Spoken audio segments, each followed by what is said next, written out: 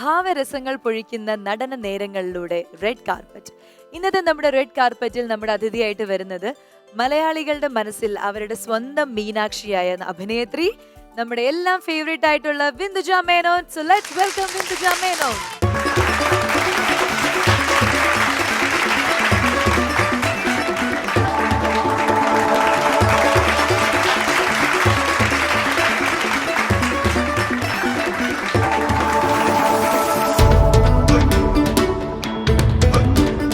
കാർപ്പറ്റിലേക്ക് ഹൃദയം നിറഞ്ഞ സ്വാഗതം. എനിക്ക് പെട്ടെന്ന് ഇപ്പൊ ഈ പാട്ടിട്ടാണ് ചേച്ചി വന്നതെങ്കിൽ എനിക്കിങ്ങനെ എന്താ മറ്റേ അപ്സരസുകൾ നിന്റെ ദാസികൾ എനിക്ക് മനസ്സിലായി അങ്ങനെ ഒന്നും വേണ്ട. ആക്ച്വലി ഞാൻ ഇതിപ്പോ ആൾക്കാർ വിചാരിക്കും സ്വാസിക എനിക്ക് കാശ് തന്നിട്ട് പറയിക്കുന്നതാണോ എന്ന് തെറ്റിദ്ധരിക്കുമെങ്കിലും അങ്ങനെ അല്ല. യു റിയലി ലുക്കിംഗ് സ്റ്റണ്ണിങ് കേട്ടോ, ഭയങ്കര ബ്യൂട്ടിഫുൾ. എനിക്കും അതേപോലെ തന്നെ ആ മീനാക്ഷി ഇങ്ങനെ നമ്മൾ ആ സിനിമയിൽ കണ്ട മീനാക്ഷി ഇങ്ങനെ അതേപോലെ തന്നെ ഒരു ഉടുപ്പൊക്കെ ഇട്ട് വരുന്ന പോലെ തോന്നി. ഒട്ടും അതിലൊന്നും മാറ്റമില്ലാത്ത പോലെ തോന്നി. ഐ തിങ്ക് ഒരു ബ്ലെസ്സിങ്സ് ആയിട്ടാണ് ഞാൻ അത് എപ്പോഴും കണക്കാക്കുന്നത്. കാരണം ഈ പറഞ്ഞ മാതിരി ഡാൻസും പാട്ടും എപ്പോഴും ഒരു ആക്റ്റീവായിട്ടിരിക്കാനും മനസ്സിലെപ്പോഴും സന്തോഷത്തോടു കൂടി ഇരിക്കാനും ഒക്കെ എപ്പോഴും ശ്രമിക്കാറുണ്ട്. അപ്പൊ എന്നും നമുക്കതങ്ങനെ സാധിക്കില്ലെങ്കിൽ പോലും എല്ലാ സർക്കംസ്റ്റാൻസസിലും ഒരു ഹാപ്പിനെസ് കൊണ്ടുവരാൻ ട്രൈ ചെയ്യാറുണ്ട്. അത്രേ ഉള്ളൂ. അപ്പൊ അതിന്റെയൊക്കെ ഭാഗമായിട്ട് പിന്നെ അച്ഛനമ്മമാരൊക്കെ ഒരു ബ്ലെസ്സിങ്സും ഒക്കെ ആയിട്ട് എല്ലാവരുടെയും ഒരു സന്തോഷത്തോടു കൂടിയായിരിക്കാം ഹാപ്പി ആയിട്ട് ഇരിക്കുന്നു. അപ്പൊ ഈ കുട്ടി മീനാക്ഷിയുടെ കാര്യമൊക്കെ പറഞ്ഞപ്പോ എനിക്ക് ചോദിക്കാൻ തോന്നിയത്, എങ്ങനെയായിരുന്നു ആ ഒരു കുഞ്ഞു മീനാക്ഷി അല്ല കുഞ്ഞു ബിന്ദുജ ഒരു സിനിമയിലേക്ക് വരുന്നതും, അല്ലെങ്കിൽ ചൈൽഡ് ആർട്ടിസ്റ്റ് ആയിരുന്നു? കുഞ്ഞു ബിന്ദുജ ആക്ച്വലി കുഞ്ഞായിട്ട് തന്നെയാണ് പ്രിയദർശൻ അങ്കിളിന്റെ ഒന്നാനാം കുന്നിൽ ഓരടി കുന്നിൽ എന്ന സിനിമയിൽ ശങ്കരേട്ടന്റെ സിസ്റ്റർ ആയിട്ടാണ് അഭിനയിച്ചത്. അത് എഗൈൻ ഈ പറഞ്ഞ മാതിരി ആ സിനിമയിൽ പാട്ട് പാടാൻ വേണ്ടി കോറസ് പാട്ട് പാടാൻ വേണ്ടി പോയപ്പം ഇങ്ങനെ ശങ്കരേട്ടൻ പറഞ്ഞിട്ട് പ്രിയദർശൻ അങ്കിൾ കാണുകയും ഒക്കെ അങ്ങനെയാണെങ്കിൽ ആ ക്യാരക്ടർ ഒന്നുമില്ല, വെറുതെ കുറെ ഗോഷ്ഠികൾ കാണിക്കാൻ തിരിച്ചു വരും. ഞാൻ പോയത് ശങ്കരേട്ടനെ കാണാൻ വേണ്ടി മാത്രമാണ് ആ സിനിമയിൽ അഭിനയിച്ചത്. അതിനുശേഷം പത്മരാജൻ അങ്കിളിന്റെ പി പത്മരാജൻ അങ്കിളിന്റെ 2 സിനിമ, ഒന്ന് നൊമ്പരത്തി പൂവ്, ഞാൻ ഗന്ധർവ. അപ്പൊ എഗെയിൻ ലാലു അലക്സിന്റെയും മാധവിയുടെയും മകളായിട്ടാണ് ആ സിനിമയിൽ ചെയ്തത്. അപ്പൊ പത്മരാജൻ അങ്കിളുടെ സിനിമ എന്ന് പറയുന്നത് എൻ്റെ അമ്മയുടെ ഡാൻസ് ക്ലാസ്സിലെ സ്റ്റുഡൻ്റ് ആണ് മാധു, അദ്ദേഹത്തിന്റെ മകള് മാധവിക്കുട്ടി. ഞങ്ങൾ രണ്ടുപേരും ഒരേ ബാച്ച്. അങ്ങനെ ഞങ്ങൾ ഇതുമാതിരി അങ്കിളിന് പെട്ടെന്ന് ഓർമ്മ വരും, ബിന്ദുജ ചെയ്താൽ നന്നാവും. അപ്പൊ ശരിക്കും ആ സിനിമയിലൊക്കെ ഒരു ഗുണം കിട്ടിയെന്താന്ന് വെച്ചാൽ ഓരോ ഡയറക്ടേഴ്സും സ്ക്രിപ്റ്റ് റൈറ്റേഴ്സും തിങ്ക് ചെയ്യുന്നതിൻ്റെ ഒരു, അഫ്കോഴ്സ് നമുക്ക് അത്രയും വിവരമൊന്നും ആ വയസ്സിൽ വരില്ല. എങ്ങാനും അങ്കിളിൻ്റെ ഒക്കെ എനിക്ക് ഇപ്പോഴും ഓർമ്മയുണ്ട്. എൻ്റെ ഒരു സീനിൽ ഇങ്ങനെ മുടിക്കെട്ട് ഇങ്ങനെ കെട്ടി വെച്ചിട്ട്, അപ്പൊ രാത്രിയിലത്തെ ഒരു സീൻ. അപ്പൊ ഞാൻ ചോദിച്ചു എന്തിനാ അങ്കിൾ അങ്ങനെ? ഞങ്ങളുടെ നാട്ടിലൊക്കെ അങ്ങനെയാണ് മോളെ, കുട്ടികളെ പെൺകുട്ടികളെ മുടി അഴിച്ചിട്ട് ഉറങ്ങാറില്ല. അപ്പം ഓരോ ചെറിയ മൈന്യൂട്ട് തിങ് നമുക്ക് പറഞ്ഞു തരുന്നു. അതേമാതിരി ഞാൻ ഗന്ധർവൻ അഭിനയിക്കുന്ന സമയത്ത് ഫസ്റ്റ് സീൻ എൻ്റെ അടുത്ത് ഞാൻ നടന്ന് ഒരു കുരുവിയുടെ അടുത്ത് വന്ന് കുരുവിയോട് കൊഞ്ചുന്ന ഒരു സീനാണ് അടുത്ത്. അപ്പം എൻ്റെ അടുത്ത് പറഞ്ഞു, നീ ഭയങ്കര ലെതാജിക്കായിട്ട് നടന്നു വരരുത്, ഭയങ്കര വൈബ്രന്റ് ആണ് നിന്റെ ക്യാരക്ടർ.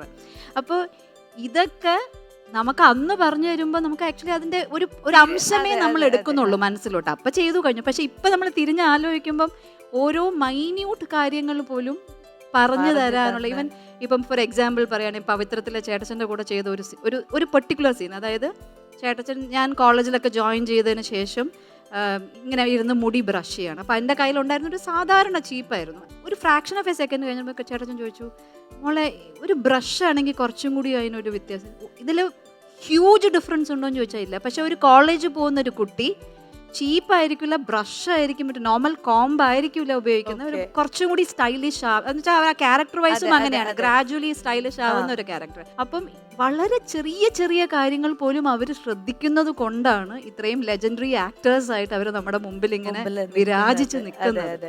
അപ്പൊ ശരിക്കും എനിക്കുള്ളൊരു ഗുണം കിട്ടിയത് കുട്ടിക്കാലം മുതലേ ഇങ്ങനെ വലിയ ആൾക്കാരുടെ കൂടെ ചെയ്യാൻ പറ്റിയപ്പോ അവര് ശ്രദ്ധിക്കുന്ന ചെറിയ ഇപ്പൊ തോർത്തൊക്കെ നമ്മൾ കണ്ടിട്ടില്ലേ, ചേട്ടച്ചനൊക്കെ ഉപയോഗിക്കുന്ന, നമുക്കൊക്കെ തോർത്തൊക്കെ ഇട്ടിട്ട് എന്തൊക്കെ വിധത്തിലാണ് അവർ അതിനെ ഉപയോഗിക്കുന്നത്. അതൊരു പ്രോപ്പർട്ടി ആയിട്ട് നമുക്ക് കറക്റ്റ് ഭയങ്കര റിയലിസ്റ്റിക് ആയിട്ട് ചെയ്യാനുള്ള. അപ്പൊ ഇതെല്ലാം അവര് പഠിക്കുന്നത് അവരുടെ എക്സ്പീരിയൻസിൽ കൂടെയാണ്.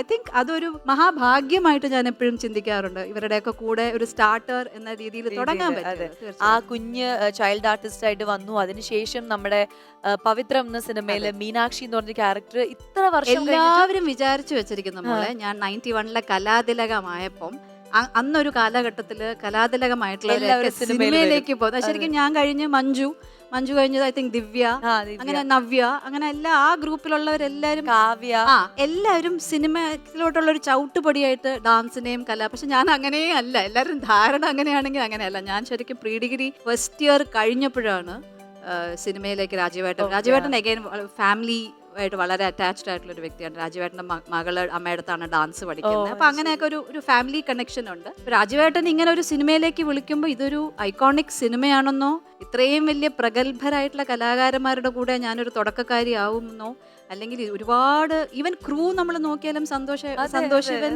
പിന്നെ നമ്മുടെ ശരത്തേട്ടൻ, എല്ലാം വലിയ വലിയ വലിയ ആൾക്കാരാ. സാബു സിറിൽ എല്ലാം വലിയ ആൾക്കാർ. അപ്പൊ അന്നൊന്നും നമുക്ക് ഇതിന്റെ വാല്യൂ ആക്ച്വലി അറിയില്ല. അന്ന് ഒരു സിനിമയിൽ അഭിനയിക്കാൻ പോകുന്നു, അത് ഏറ്റവും നല്ല സിനിമയായിരിക്കണം, എന്റെ പെർഫോമൻസ് ആൾക്കാർക്ക് ഇഷ്ടപ്പെടണം എന്നിൽ കവിഞ്ഞ് എനിക്ക് വേറെ ഒന്നും അറിയില്ലായിരുന്നു. പക്ഷെ രാജീവേട്ടന് ഞാൻ എപ്പോഴും പറയും, എല്ലാ ക്രെഡിറ്റും ഞാൻ രാജീവേട്ടനും ചേട്ടച്ചനും കൊടുക്കും. അതിന്റെ കാര്യം എന്താന്ന് പറഞ്ഞാൽ നമ്മളെ കംഫർട്ടബിൾ ആക്കി വെക്കേണ്ടത് ആ സിനിമയുടെ ആവശ്യമാണ്. വളരെ ശരിയാ. അല്ലെങ്കിൽ നമ്മള് തുടക്കക്കാരാവും. എന്റെ മുമ്പിൽ മോഹൻലാൽ എന്നുള്ള വ്യക്തിയാണ് നിൽക്കണമെങ്കിൽ ഞാൻ തകർന്നു പോകും. പക്ഷെ ഫസ്റ്റ് സീൻ മുതൽ, ഇൻഫാക്ട് അതിന് മുമ്പാണ് കമലദളം എന്നുള്ളൊരു സിനിമയ്ക്ക് വിളിക്കുകയും പിന്നെ ചെയ്യാൻ പറ്റാതെ ഒക്കെ ചെയ്തത്. അപ്പം എനിക്ക് ചെറിയൊരു ബുദ്ധിമുട്ടുണ്ടായിരുന്നു, ഇനി അത് ചെയ്യാത്തതിന്റെ വിഷമം ചേട്ടൻ കാണിക്കുമോ എന്നൊക്കെ. പക്ഷെ ഒന്നുമില്ല. പക്ഷെ അതൊരു അവരുടെ ഒരു എല്ലാ കോ ആക്ടേഴ്സ്, ഇപ്പൊ എല്ലാവരുടെയും ഇപ്പൊ ലളിത ചേച്ചിയുടെ കൂടെ, ലളിത ചേച്ചി എന്നൊക്കെ പറയാൻ നമുക്കറിയാം, അയ്യോ അതെ, ഒരു ഫ്രാക്ഷൻ ഓഫ് എ സെക്കൻഡ് കൊണ്ട് ആ സീനിനെ മാജിക് ആയിട്ട് മാറ്റുന്ന ആളാണ്.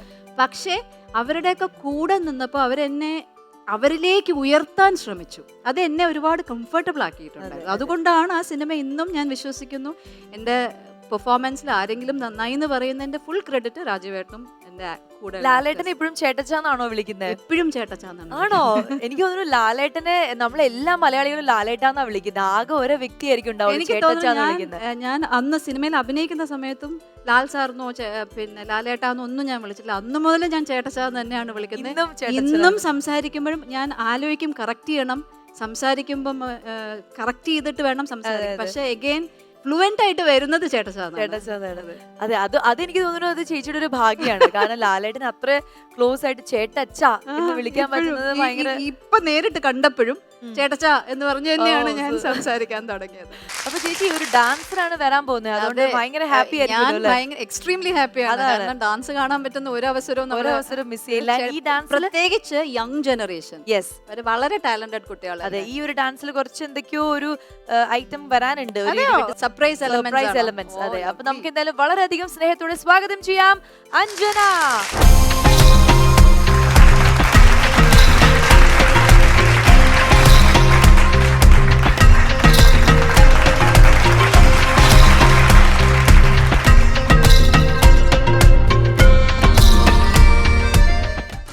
അഞ്ജനയുടെ ഒരു ഫസ്റ്റ് മലയാളം ഷോ ആണ് അല്ലേ റെഡ് കാർപ്പറ്റ്? ഇതിനു മുമ്പ് കന്നഡ ചാനലിലൊക്കെ ചെയ്തിട്ടുണ്ട്. മലയാളത്തിൽ ആദ്യമായിട്ടാണ് അമൃത ടിവിയിലൂടെ റെഡ് കാർപ്പറ്റിലൂടെ പെർഫോം ചെയ്യാൻ പോകുന്നത്. സോ അതിന്റെ ഒരു സന്തോഷം അങ്ങ് പ്രകടിപ്പിക്കൂ. കന്നഡയിൽ ഞാൻ ഒരു കാര്യം ചോദിച്ചു, കന്നഡയിൽ ഐ ലവ് യു എന്ന് എങ്ങനെ പറയും? അതെ, അറിഞ്ഞൂടാന്നുള്ള അഭിനയം കാണിക്കുകയാണോ? അത് എന്താണ് ഉദ്ദേശിക്കുന്നത്? കന്നഡ ಗೊತ್ತಿಲ್ಲ എന്നാണോ? ಗೊತ್ತೋ? അത്രയും കുത്തിയാ മതി. ನನಗೆ ನಿಮ್ಮನ್ನ ಇಷ್ಟ ആണോ? ഒന്നുകൂടെ ഒന്ന് സ്ട്രോങ് ആയിട്ട് പറഞ്ഞ്. ನನಗೆ ನಿಮ್ಮನ್ನ ತುಂಬಾ ಇಷ್ಟ. തനിക്ക് ನಿಮ್ಮನ್ನ ತುಂಬಾ ಇಷ್ಟ. ತುಂಬಾ ഇഷ്ട കറക്റ്റാ. പക്ഷെ അതിലൊരു സ്നേഹം വന്നില്ല അല്ലേ? ഒരു സ്നേഹം ആദ്യമായിട്ടാണോ ഈ ഒരു ഐ ലവ് യു എന്ന് കന്നഡത്തിൽ ഒരാളോട് പറയുന്ന? ആദ്യമായിട്ടാണോ? അയ്യോ, വെറുതെ അല്ല കേട്ടോ. എന്നാ ധൈര്യമായിട്ട് പറഞ്ഞോ, പറയാൻ പറ്റിയ ആളാണ്.